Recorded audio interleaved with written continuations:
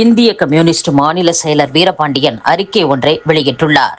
அதில் சென்னையில் கத்தோலிக்க கிறிஸ்தவ மத அமைப்பு நடத்திய நிகழ்ச்சியில் பங்கேற்ற சபாநாயகர் ஜே.சி.டி. பிரபாகர், கருக்கலைப்பு செய்ய நமக்கு உரிமை இல்லை, ஒவ்வொரு குழந்தையும் கடவுள் தந்த பரிசு என கருக்கலைப்பிற்கு எதிராக அவர் பேசியது தவறு.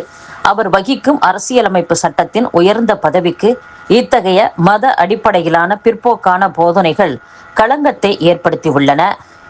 எகிப்து உட்பட 24 நாடுகளிலும் அமெரிக்காவில் பல மாகாணங்களிலும் கருக்கலைப்புக்கு தடை உள்ளது. ஈரான் உட்பட 50 நாடுகளில் கட்டுப்பாடுகளுடன் கருக்கலைப்பு அனுமதிக்கப்படுகிறது. கனடா, ஆஸ்திரேலியா, ஐரோப்பிய நாடுகளில் கருக்கலைப்பிற்கு சட்ட அனுமதி உள்ளது. இந்தியாவின் கருக்கலைப்பு சட்டம் பெண்களுக்கு ஆதரவாக உள்ளது. எனவே பெண்களுக்கு எதிரான மத நிகழ்ச்சிகளில் பங்கேற்பதையும் பெண்களின் உரிமைகளுக்கு எதிராக பேசுவதையும் சபாநாயகர் பிரபாகர் கைவிட வேண்டும் என்று கூறியுள்ளார். அத்துடன் தமிழகத்தில் மாணவர்கள் கொல்லப்படுவதை ஒருபோதும் ஏற்க முடியாது. போதைப் பொருளை ஒழிக்க ஒட்டுமொத்த சமூகமும் ஒன்றிணைய வேண்டும். கர்நாடகாவில் தமிழர்கள் சுட்டுக் கொல்லப்பட்டதை மன்னிக்கவே முடியாது. கால்நடைகளை மேய்ச்சலுக்கு கொண்டு செல்லும் போது எல்லைகளை கடப்பது இயல்பானது.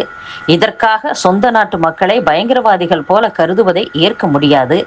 எல்லை வாழ் தமிழர்கள் பாதுகாப்பை தாவேக அரசு உறுதி செய்ய வேண்டும் என்றும் வீரபாண்டியன் பேசியுள்ளார்.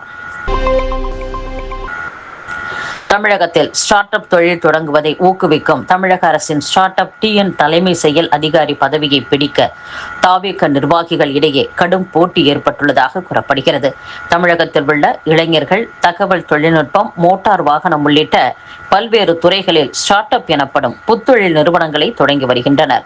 அவர்களுக்கு தேவைப்படும் நிதி உதவி, முதலீட்டாளர்கள் சந்திப்பு உள்ளிட்ட உதவிகளை ஸ்டார்ட் அப் டிஎன் நிறுவனம் வழங்குகிறது.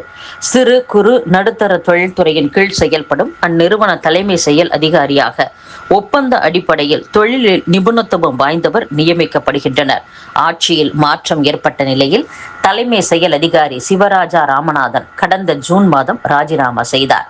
புதிய தலைமை செயல் அதிகாரியை நியமிக்க தமிழக அரசு விண்ணப்பங்களை பெற்றுள்ளது. இந்த பதவியை பிடிக்க தாவேக நிர்வாகிகள் இடையே போட்டி ஏற்பட்டுள்ளது. இது குறித்து புத்தொழில் முனைவோர் கூறுகையில், கடந்த திமுக ஆட்சியில் கூட ஸ்டார்ட் அப் நிறுவனத்தின் தலைமை செயல் அதிகாரியாக கட்சி சார்ந்த நபரை நியமிக்கவில்லை.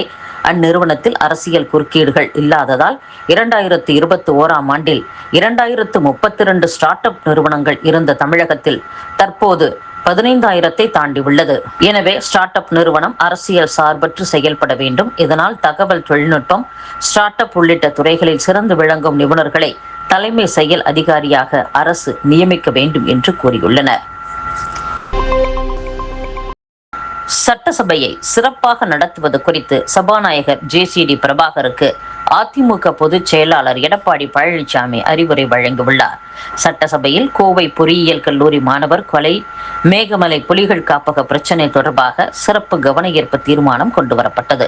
அது தொடர்பான விவாதம் நீண்ட நேரம் நீடித்தது. அப்போது முன்னாள் முதலமைச்சர் எடப்பாடி பழனிசாமி பேசுகையில், சபை விதி 55 கீழ் சிறப்பு கவன ஈர்ப்பு தீர்மானம் விவாதத்திற்கு எடுத்துக் கொள்ளப்பட்டது. அப்போது தொடர்புடைய பிரச்சினை குறித்து மட்டும் பேச சபாநாயகர் அனுமதிக்க வேண்டும். 2 துறைகள் தொடர்பான மானிய கோரிக்கை மீது விவாதம் நடத்த வேண்டியுள்ளது. தொடர்புடைய பிரச்சனை குறித்து மட்டும் பேசினால் சிறப்பாக இருக்கும் என்றார். அதை தொடர்ந்து பேசிய சபாநாயகர், இந்த அறிவுரை வரும் நாட்களில் கவனத்தில் எடுத்துக் கொள்ளப்படும் என்று கூறியுள்ளார். அண்ணா பல்கலைக்கழகத்தின் கீழ் இயங்கும் என்ஜினியரிங் கல்லூரிகளில் 2ஆம் சுற்று கலந்தாய்வின் நிறைவில் 44.73% இடங்கள் மட்டுமே நிரம்பியுள்ளன. இன்னும் 55.27% இடங்கள் காலியாக உள்ளதாக கூறப்படுகிறது. அண்ணா பல்கலைக்கழகத்தின் கீழ் 418 என்ஜினியரிங் கல்லூரிகள் இயங்கி வருகின்றன. இவற்றில் 65% 1,98,825 பிஇ, பிடெக் இடங்கள் கலந்தாய்வில் இடம்பெற்றன. அதில் சிறப்பு பிரிவு, முதல் மற்றும் 2ஆம் சுற்று கலந்தாய்வு நிறைவில் 88,930 இடங்கள் நிரம்பியுள்ளன. மீதம் 1,09,895 இடங்கள் காலியாக உள்ளன. அதாவது 55.27% இடங்கள் காலியாக உள்ளதாக கூறப்படுகிறது.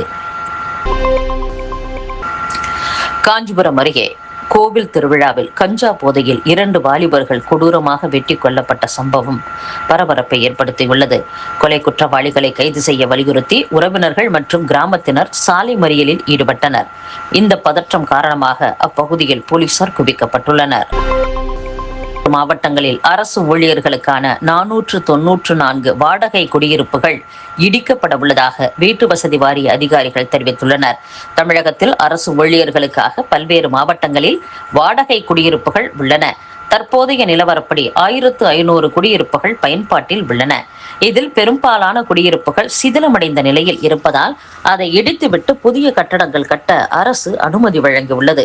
இதற்காக பழைய குடியிருப்புகளை இடிக்க வாரியம் முடிவு செய்தது. அதன்படி மதுரையில் 174, திருவாரூரில் 170, கிருஷ்ணகிரி 150 என மொத்தம் 494 குடியிருப்புகள் உடனடியாக இடிக்கப்பட உள்ளன. இடிப்பு பணிகள் முடிந்தவுடன் கூடுதல் வீடுகளுடன் அடுக்குமாடி குடியிருப்புகள் அங்கு கட்டப்பட உள்ளதாக வீட்டு வசதி வாரிய அதிகாரிகள் தெரிவித்துள்ளனர். இத்துடன் செய்திகள் நிறைவடைகின்றன. மீண்டும் நாளை சந்திப்போம். வணக்கம்.